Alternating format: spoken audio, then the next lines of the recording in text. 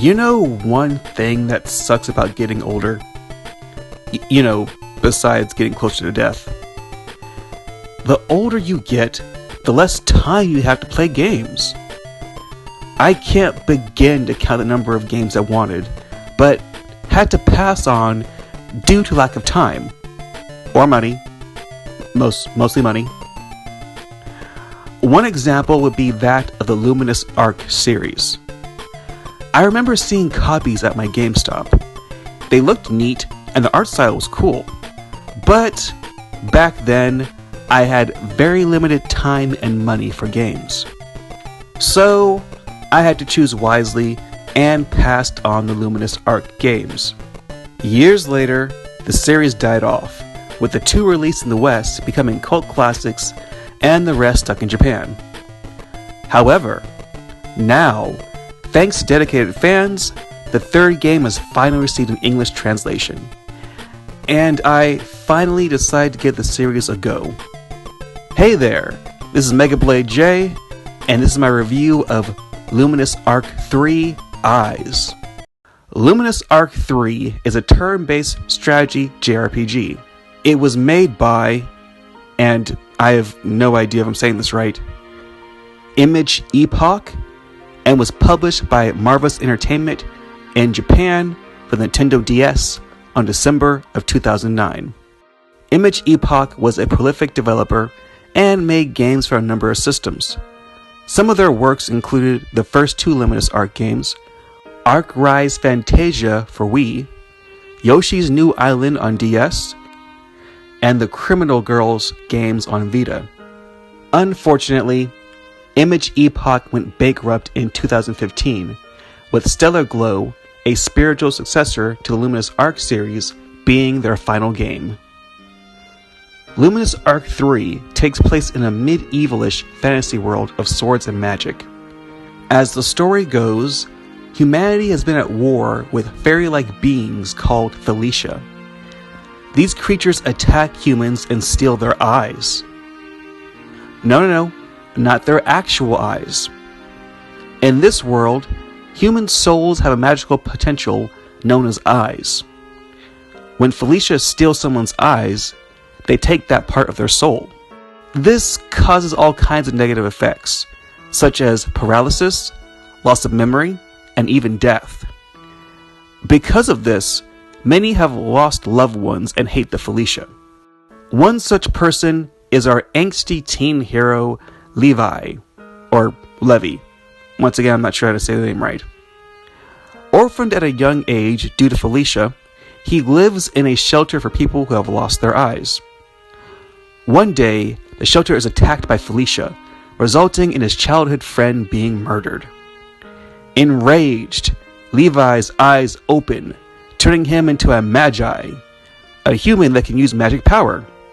With his newfound strength, Levi joins a Magi Academy to get stronger and eventually avenge his friend. While in school, he makes new friends, battles many foes, and plays a major role in the eternal war between light and darkness. I really enjoyed the story. At first, it seems like your generic anime school plot you see about 1,000,000 times. But it has very good writing, enough plot twists to keep you hooked, and it's a cast of characters with diverse, interesting personalities and backstories. More on them later. The game is split between 2 different gameplay styles: a school life / dating sim, and turn-based combat. Fights are turn-based, with you and your enemies moving on a grid and attacking each other, similar to that of Fire Emblem. The enemy AI is not dumb, and if you give them a chance, they will move in and overwhelm you, especially in later chapters. So there are a few things to consider before making a move. For example, terrain and positioning plays a huge part in fights. If you attack from the side, behind, or from a greater height than your foe, you will do more damage to them. Bear in mind, your foes can do the same, dealing more damage depending on how they attack you. The battlefields can have varied terrain, environmental hazards, and obstacles as well. Tall cliffs, rivers blocking off paths, and even traps hidden in the ground can throw a monkey wrench in your battle plan. It's important to know your character's movement and abilities, as it can affect how you get past these issues. For example, some characters are heavy and can't jump onto higher terrain. Some can walk on water. Others can use magic to attack foes from behind objects, and some can even fly over all ground hazards. When attacking foes, you can use either a regular or an MP using skill attack. When you use your regular or skill attacks, you will earn drive points. This is shown by a 3-part bar filling up. When at least one bar fills up, you can either spend it to increase the effect or damage of a skill attack, or use it for a flash drive attack. As you level up, you will gain access to powerful special attacks known as flash drives. These moves are big, flashy, and can do a crap ton of damage. The more bars that are full, the higher level and more powerful of a flash drive you can perform. If used right, these attacks can easily wreck a boss. But be warned, baddies can do the exact same thing, so be wary of how high their gauge is before approaching them. In between battles, you can explore the academy. Here, you can buy items and gear, as well as talk with your teammates and other NPCs. This is where the game takes on more of a dating sim aspect. In certain chapters, characters will have a mark above their heads. This means you can talk to and have a break with them. This is where a story sequence will happen, where you can learn more about that character. In these breaks, you are given dialogue choices. Pick the wrong choice, and the break ends, resulting in a good or great break. Pick the right choices, and the break will continue, allowing you to learn more about the character and get a best break. This is what you want, as the better the break, the more your relationship with that character will increase. When your relationship is at max, you will gain a special double team attack for that character. These events, however, are not free. You get 3 marks per chapter, and each event costs a certain number of marks. Because of this, it's impossible to see all of the conversations in one playthrough. So, if you only intended to play the game once, it kinda sucks you can't see everything in one go. If you have no issue playing it a few times, then this game has great replay value. From the rule-loving, stick-in-the-mud Ashley, the mischievous Sarah, and even the lovably perverted Heine, you will want to get to know and learn more about every one of these interesting characters and see how they grow throughout the story. One neat trick I learned was that you don't need the exact number of marks to trigger an event. For example, you only need 1 mark to activate a 3-mark conversation. So, if you want to see all the conversations, this will greatly help you strategize and max out your time. If you feel you are underleveled, there is a list of repeatable quests you can take. They're great for grinding experience, money, and rare, powerful items. Buying weapons and equipment is pricey, and later chapters can be very challenging. So taking the time to do some grinding will save you a ton of frustration in the long run. Once you beat the game, there are a number of things to do. There is a New Game Plus, where you can bring over your levels, items, and relationship status. This will allow you to breeze through the game if you wish to focus on getting more dialogue breaks with different characters. There are also a number of hidden extra side quests and a set of challenge battles that bring in characters from previous Luminous Arc games. These extra battles can be done in your first run, but are, once again, extremely challenging. So unless you don't mind grinding, best to save these for your second playthrough. There's also a gallery mode that unlocks cutscenes, music, and art as you get each character's endings. If you plan to 100% this thing, you will be busy for a long time. The music is also really good. During dialogue scenes, each character has their own theme that matches their personality perfectly. Not to mention, the music during fights are pretty epic and get you pumped up. The game is also beautiful, using nicely drawn sprites for the characters and backgrounds. The environments you fight in are varied and range from dark caves, lush green forests, and raging volcanoes. Each are bursting with color and look great.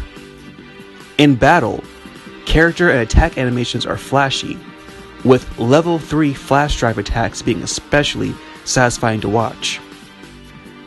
There are occasional animated cutscenes, and characters' nicely drawn portraits help bring life to our diverse cast of heroes. Speaking of nice art, this game does have some very well-designed characters, with a decent amount of fan service. It was only rated T, so there's nothing too raunchy here. Now, I am a man of culture that can appreciate both well-designed characters and fan service. There was, however, one thing that bothered me about the bath scenes. Excuse me for a second, I'm gonna be a little bit ranty, but who wears a towel in the bath? Once again, I know this game is only rated T, so they wouldn't show too much, and I'm not even asking for more lewdness or anything. It's just the concept of wearing a towel in the bathtub bothers me. I mean, it's going to be all wet and heavy and uncomfortable. I mean, why not just do a bathing suit or blur out the fun bits or just show them from the neck up? Am I overreacting, or is that a common thing I'm not aware of? People just wear towels in the pool and baths. I know I don't get out that much, but still, it just seems weird to me. Though each character does have their own unique way of wearing their towel, and I gotta admit, I've never seen a towel worn in that specific way before. That's kind of impressive, actually. As amazing as that is, the whole towel thing still bothers me.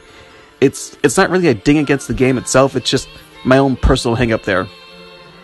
This game was only released in Japan, but there is an English fan translation available online. Once again, big thanks to the translators for all their hard work. Thank you for letting us English speakers enjoy this amazing game.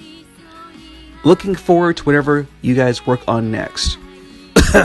Luminous Arc Infinity. Excuse me.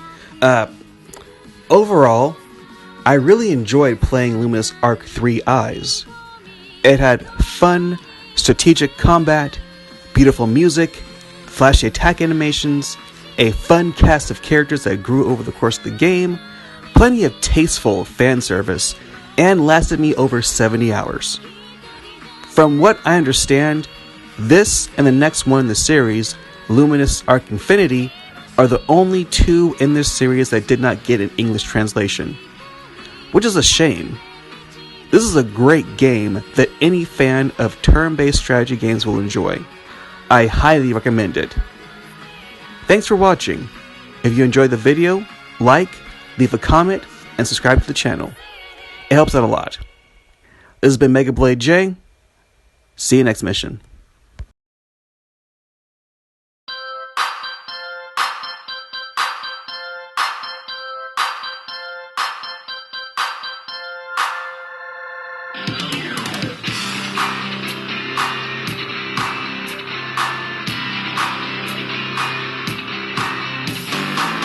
Years later, the series died off.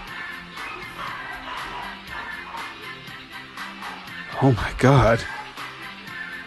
I swear, I've been looking over the script the last 30 minutes. They didn't do anything. They didn't They were quiet the entire time. The second, the literal freaking, not even a minute, I start recording this and they start going off. Well, I just thought I want to do just one take in this. Just one take. That's so hard. Let's ask. Quiet the entire freaking day. Don't get chihuahuas. Don't get chihuahuas.